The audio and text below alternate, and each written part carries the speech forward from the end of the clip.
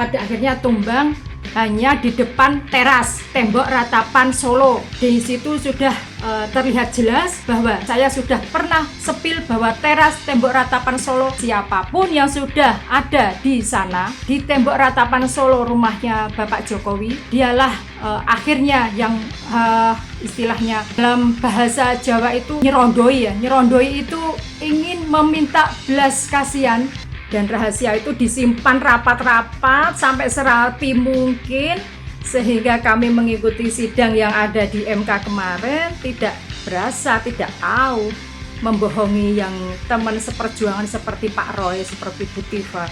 Dibelak-belain seperti itu, ternyata dia belok untuk tega membohongi teman-teman RRT. Pada akhirnya dia hanya ingin mengajukan RJ itu di Polda Metro.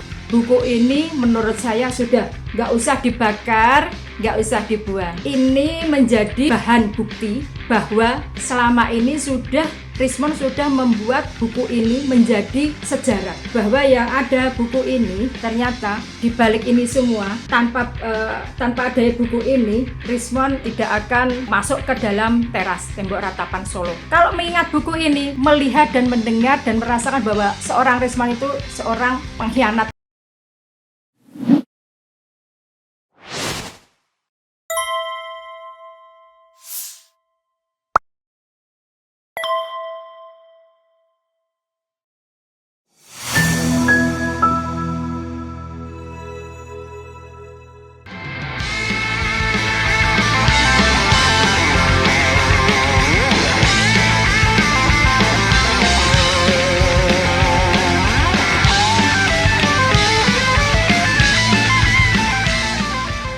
Terima kasih untuk sahabat RH Channel yang dimanapun berada.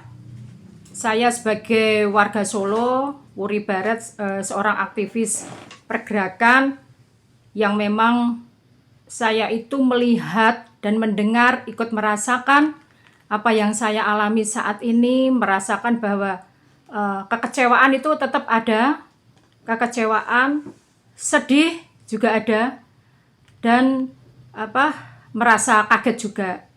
Tapi itu tidak menjadikan saya tetap tidak menyurutkan niat saya tetap untuk berjuang, tetap membersamai teman-teman yang masih tersisa ini. Saya juga menginginkan perjalanan perjuangan Pak Roy Suryo dengan Bu Tifa tetap istiqomah, dan perasaan saya itu melihat dan mendengarkan apa yang sudah terjadi kepada seorang Rismon. Kecewanya luar biasa, tapi tidak harus berhenti di sini. Tetap saya harus move on, menerima bahwa itu merupakan keputusan dari seorang Rismon, peneliti yang luar biasa, skupnya juga sudah skup internasional. Akhirnya toh dia tumbang dalam kapasitas seorang yang saya anggap peneliti ya, peneliti yang notabene itu berseberangan dengan seorang Jokowi, juga Gibran yang sudah membuat buku Jokowi White Paper, juga Gibran Endgame. Pada akhirnya tumbang hanya di depan teras tembok ratapan Solo. Di situ sudah terlihat jelas bahwa saya sudah pernah sepil bahwa teras tembok ratapan Solo, siapapun yang sudah ada di sana di tembok ratapan Solo rumahnya Bapak Jokowi, dialah akhirnya yang istilahnya dalam bahasa Jawa itu nyerondoi ya. Nyerondoi itu ingin meminta belas kasihan, meminta sesuatu hal, dia mau menginginkan permintaan maaf karena merasa bersalah, merasa berdosa dengan seorang yang telah dikritisi, yang sudah dibuka di dalam 2 buku ini. Ini bukunya, saya sepil ini bukunya. Ternyata dia tidak kuat akan tekanan itu. Harusnya dia sebagai seseorang pria yang gentleman harus satrio. Orang Jawa bilang itu satrio, jangan melempem. Bahasanya itu jangan melempem ya. Dalam arti hanya goncangan seperti itu, perjuangannya akhirnya tumbang sebelum perang Dan akhirnya memang kekecewaan itu saya rasakan untuk saat ini luar biasa, bahwasanya teman-teman yang seperjuangan, yang satu pergerakan, menurut saya banyak yang menghubungi saya merasa kecewa, merasa tidak puas. Berarti selama ini yang pernah saya ajak, saya kunjungi tempat-tempat yang ada di Jogja maupun di Solo. Di Solo itu salah satunya saya diminta sama istrinya Rismon, Vivi, untuk mengantar atau membersamai di KPUD, juga di Polda Metro, Polda DIY daerah Jogja. Akhirnya selama ini pengorbanan saya, perjuangan saya dikhianati. Artinya sudah ada dusta di antara kita dan tidak jujur, dan akhirnya memang dia, si Rismon ini, tumbang sebelum perang dilakukan. Ibaratnya seperti itu. Ya, inilah Bang perasaan yang membuat saya itu, tapi tidak akan putus asa. Saya hanya bisa mendoakan bahwa semoga Rismon mendapatkan hidayah ya di bulan puasa ini. Mendapatkan hidayah, mendapatkan petunjuk bahwa apa yang telah dilakukan ini sebetulnya sudahkah dipikir betul-betul? Apakah dia melakukannya dengan kesadarannya diri sendiri? Apakah tidak melihat masa depannya yang sudah mereka lalui dengan perjuangan ini, akhirnya juga dikotori dengan pengkhianatan seperti ini? Luar biasa. Akhirnya takluk juga dengan tembok ratapan Solo. Akhirnya minta ampunan, minta pengampunan, juga minta maaf kepada Pak Jokowi, juga relawan-relawannya, ataupun yang biasa disebut dengan termul. Padahal waktu ada sidang CLS di Solo, di PN Surakarta ya, itu Bang Rismon itu sudah dimintai sebagai saksi ahli. Padahal itu baru beberapa minggu yang lalu ya, belum ada 1 bulan seperti itu. Belum ada 1 bulan, dan saya menghadiri sidang itu sampai selesai. Akan tetapi sebelumnya itu juga ada semacam mengadakan bedah buku yang ada di Gedung Umat Islam Surakarta. Ternyata penelitian-penelitian di dalam buku ini, Gibran Endgame ini, kok mau ditarik dalam artinya bahwa di sana dalam isi buku ini mau ditarik, menjilat ludahnya sendiri. Itu tidak benar. Kalau seorang peneliti, kalau sudah mengungkapkan apa yang menjadi analisanya, itu tidak mungkin ini salah. Apalagi setingkat Bang Rismon itu kan sudah peneliti internasional, kalau saya mengatakan seperti itu, dan sudah tidak abal-abal, sudah tidak kaleng-kaleng. Kenapa mau ditarik lagi? Dan termasuk ini, buku ini kenapa mau ditarik lagi? Hanya ingin meminta sebuah RJ, permintaan maaf.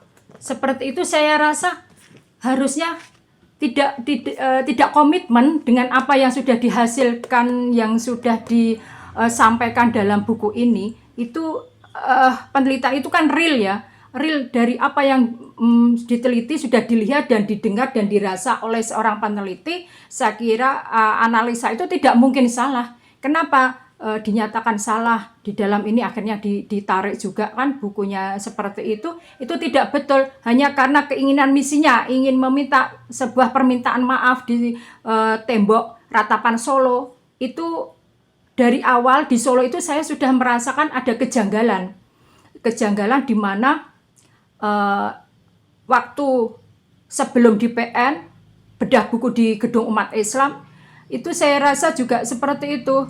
Bukunya yang pertama kali dicetak itu tidak ada namanya doktornya tidak tertulis ini. Tapi yang cetakan yang kedua ini, yang pertama ada tulisannya doktor, yang berikut ini cetakan yang kedua sudah tidak ada tulisan gelar doktornya. Itu yang menjadikan kejanggalan.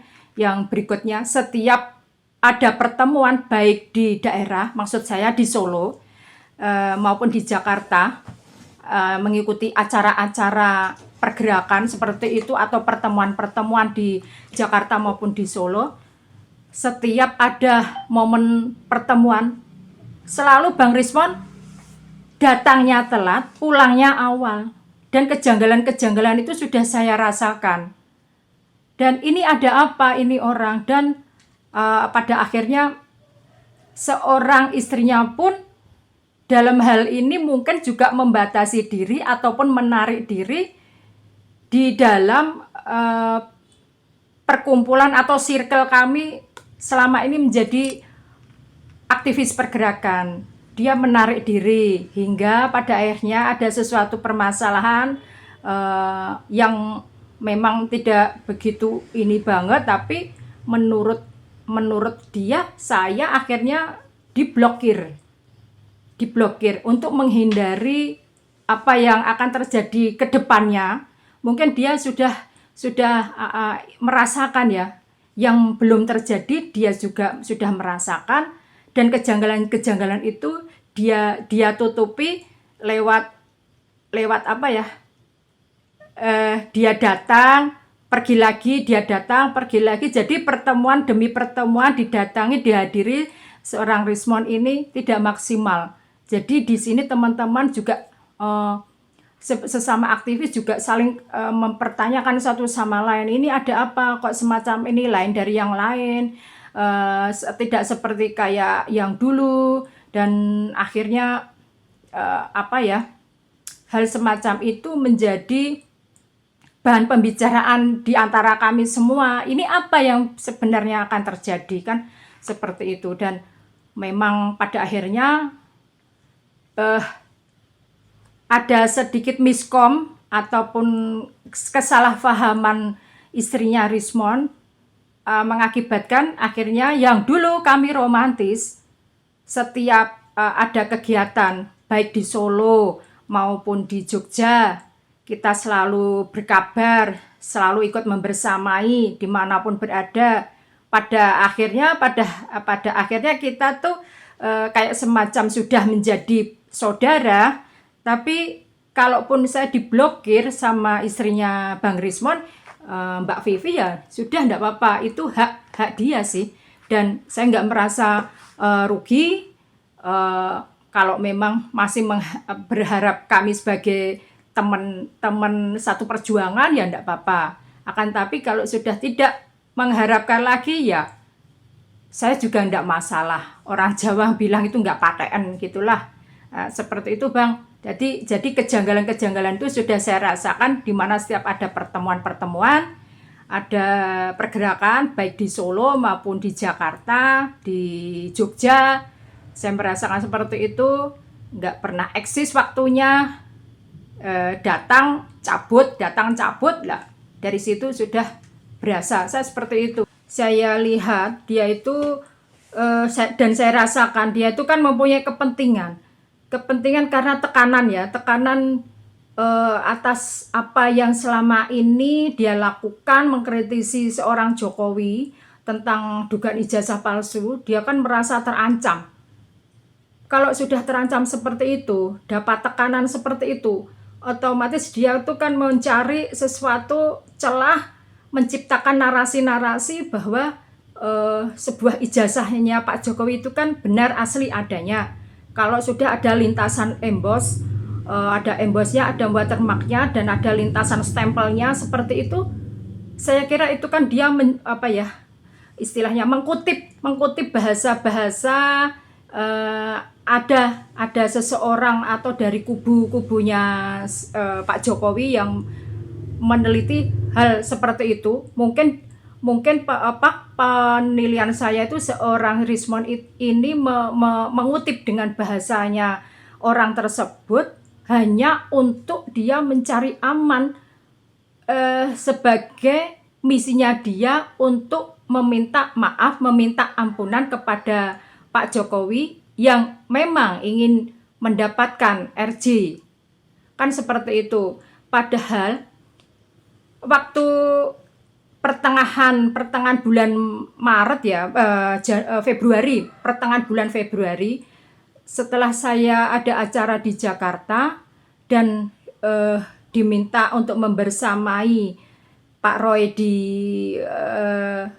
MK, sebetulnya sebelum itu pun RJ itu sudah didaftarkan ya. Dia meminta di Polda Metro untuk meminta supaya dia mendapatkan RJ itu di pertengahan Februari. Berarti artinya waktu kami di MK, saya membersamai RRT itu, di situ padahal ada semuanya lawyer, ada RRT termasuk Pak Roy, Bang Rismon juga Bu Tifa, ada semua di MK. Kalau kita semuanya di situ, kenapa sampai kita itu tidak mencium ataupun bukan curiga ya, mengetahui bahwa selama ini tuh Rismon sudah mengajukan RJ-nya di Polda Metro ternyata. Dan itu sangat menyakitkan kalau saya ada pembohongan ya. Sudah berbohong kepada publik walaupun sudah sudah meminta maaf pada publik, akan tapi kami sebagai yang ikut berjuang membersamai RRT, juga bala RRT-nya sendiri itu otomatis bareng-bareng bersama di sidang MK kemarin, istilahnya sampai tidak berasa kalau di situ si Rismon juga salah satu PH ya, yang namanya Bang Jagir itu juga sudah menyimpan rahasia ternyata.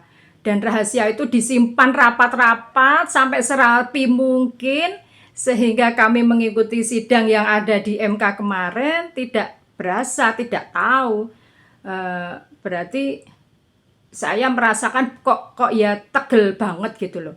Membohongi yang teman seperjuangan seperti Pak Roy, seperti Bu Tifa. Kok merasa tega banget gitu loh, tega berbohong yang selama ini sudah berjuang hampir lebih setahun ya, setahun lebih lah istilahnya, sudah setahun lebih dibelak-belain seperti itu. Ternyata dia belok untuk tega membohongi teman-teman RRT. Pada akhirnya dia hanya ingin mengajukan RJ itu di Polda Metro. Kalau saya itu lebih kepada ini ya, apa yang saya lihat dan saya dengar saja. Saya melihat, mendengar, dan merasakan. Memang tembok Ratapan Solo itu ada. Orang yang mau berkepentingan, kalau ada kesempatan besar untuk mendatangi tembok Ratapan Solo itu. Kalau saya melihat seperti itu kan tidak kelasnya Rismon kalau mendatangi tembok Ratapan Solo, tidak sekelasnya seorang Rismon, karena dia seorang peneliti yang luar biasa kan. Tingkatnya skupnya sudah skup internasional. Kenapa juga harus menuju ke tembok Ratapan Solo? Walaupun ada tekanan-tekanan itu, seharusnya itu mental itu harus dipersiapkan sebelum perang. Kalau sudah tahu bakal akhirnya seperti itu, ya jauh-jauh hari sebetulnya tidak perlu ikut meneliti ijazahnya Pak Jokowi. Kalau pada akhirnya dia juga sudah termehek-mehek sebagai pemujanya seorang Jokowi. Artinya kalau sudah masuk ke dalam ranahnya tembok Ratapan Solo, bagi saya kalau versinya tuh versi meminta sesuatu. Istilahnya orang Jawa itu ndelemis. Ndelemis itu bahasa yang saya katakan itu sebetulnya kasar ini.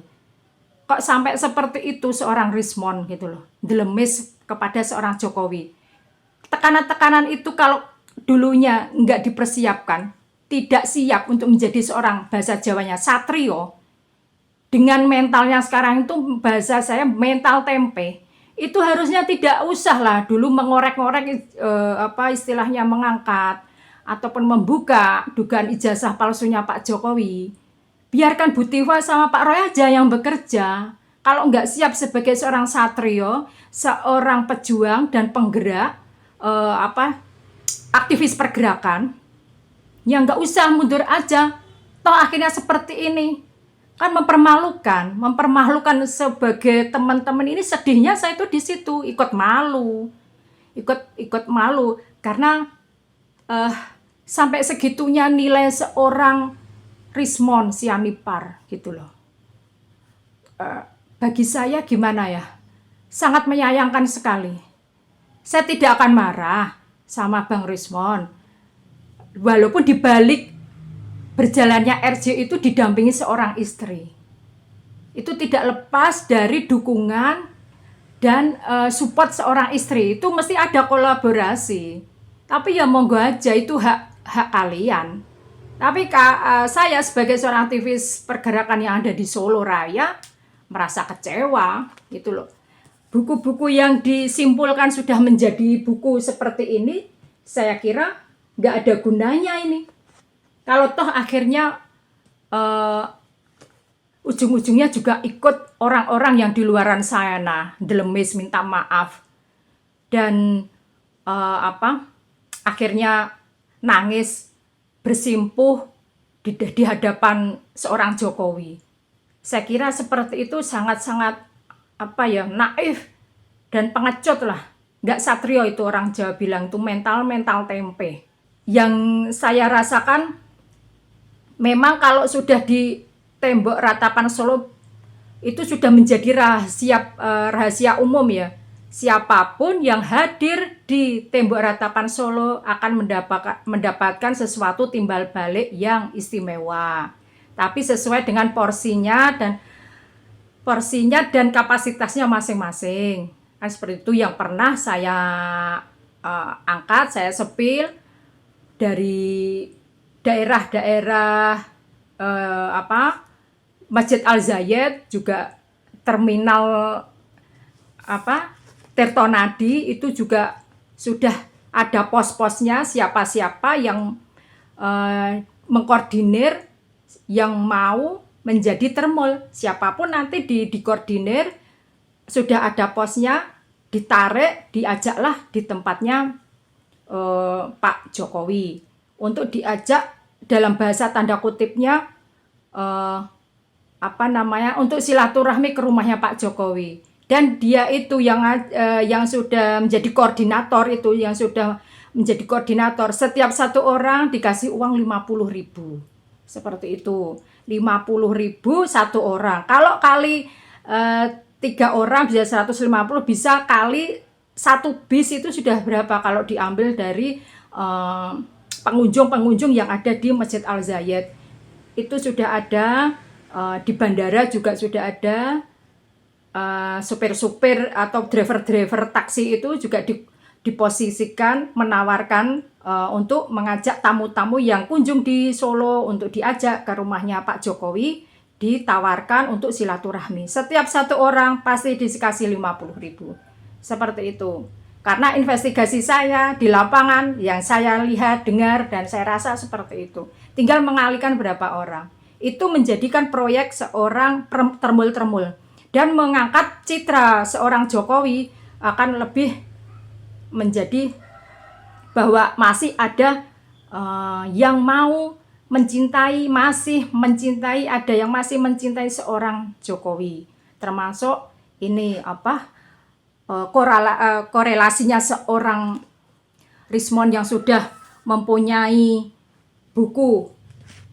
beberapa buku yang sudah terbit ini, Jokowi White Paper, juga Gibran Endgame. Ternyata sekarang tidak lagi Gibran Endgame, tapi Rismond Endgame, terperosok dan terjerumus di jurang kehancuran, dan sampai sejarah 7 keturunan tercetak ataupun dapat predikat pengkhianat bangsa, penjilat. Berikut dia mau dimanipulasi seorang Jokowi. Sudah pengkhianat, penjilat yang luar biasa. Walaupun dia bilang tidak bisa tidur. Makanya dengan dia bisa tidur, minta RJ ke Bapak Jokowi, saya kira itu tidak menyelesaikan masalah. Closing statement saya, ya sudahlah, menurut hemat saya, buku ini menurut saya sudah nggak usah dibakar, nggak usah dibuang. Ini menjadi bahan bukti bahwa selama ini Richmond sudah membuat buku ini menjadi sejarah. Bahwa yang ada buku ini ternyata di balik ini semua, tanpa adanya buku ini, Richmond tidak akan masuk ke dalam teras tembok ratapan Solo. Kalau mengingat buku ini, melihat dan mendengar dan merasakan bahwa seorang Richmond itu seorang pengkhianat bangsa, mengkhianati semua dan berbohong kepada publik. Ini kita simpan saja, nggak usah dibuang maupun dibakar. Kalau menurut saya seperti itu, hemat saya seperti ini. Untuk mengingat saja bahwa seorang Richmond itu akhirnya toh seperti itu, ujung-ujungnya derajatnya direndahkan serendah-rendahnya di depan tembok ratapan Solo. Hanya kemarin dikasih bingkisan sama Gibran Raka Buming Raka, bingkisannya berupa biskuit, dan itu menutup mulutnya untuk dia nekat dan tega sebagai seorang pengkhianat dan membohongi kami sebagai teman-teman seperjuangan seperti Pak Roy, juga Bu Tifa, dan lawyer-lawyer semuanya. Biarlah itu menjadi cerminan seorang Richmond akhirnya toh seperti itu. Semoga tidak terjadi Richmond berikutnya, tidak akan terjadi pada yang sudah tersisa. Teman-teman kami seorang pejuang, seorang peneliti berjuang untuk menegakkan kebenaran dan keadilan, yaitu Pak Roy Suryo dengan Bu Dr. Tifa. Saya berharap tetap selalu istiqomah, Bu. Pak Roy Suryo tetap harus selalu istiqomah, dan kami sebagai seorang pejuang, aktivis pergerakan tidak akan tinggal diam. Kami selalu membersamai dan mengawal Pak Roy. Pak Roy dan Bu Tifa tidak berjuang sendirian. Dan saya berharap dengan sangat untuk Pak Rizal Fadilah, juga Bu Kurnia, juga Bang Rustam, masih ada 5 orang pejuang ini.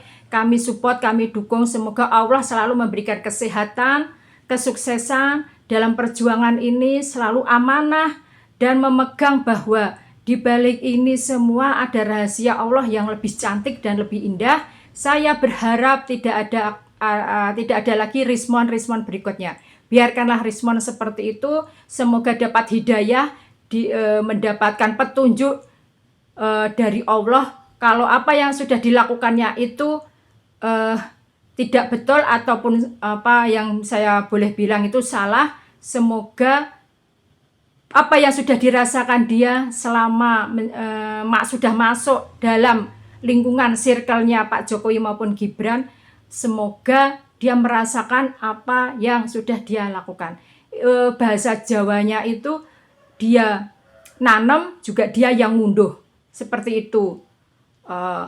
Dan saya berharap ke depannya pergerakan perjuangan ini jangan sampai stuck. Untuk Pak Roy, juga Bu Tifa, saya siap membersamai, berjuang, juga memberikan support, dukungan. Tidak lepas dari itu, semua rakyat Indonesia berharap NKRI ini tetap tegak, dan apa yang sudah menjadi yang sudah selama ini diteliti oleh Pak Roy Suryo dan Bu Tifa, semoga nanti akan menjadi barokah. Kita lihat ke depan, anak cucu kita yang ke depan ini masih mengharapkan kebenaran dan keadilan, bahwa selama 10 tahun yang lalu Pak Jokowi menjabat itu ijazahnya harus terkuak dan terbuka, harus diperlihatkan di depan publik bahwa ini layak ataupun tidak layak menjadi pejabat publik waktu 10 tahun yang lalu. Demikian Bang dari saya tetap kasih support dan apa istilahnya respon dan terima kasih kepada klaster 1, juga klaster 2 Pak Roy, juga Bu Tifa sudah ikut berjuang demi NKRI ini. Ya, terima kasih untuk sahabat RH yang ada dimanapun berada. Tetaplah untuk mendukung pergerakan perjuangan RRT selama ini, dan terima kasih. Semoga apa yang sudah yang kita lakukan selama ini menjadi bermanfaat dan barokah untuk umat, itu saja. Terima kasih dari saya, Wuri Barat, mengucapkan wassalamualaikum warahmatullahi wabarakatuh.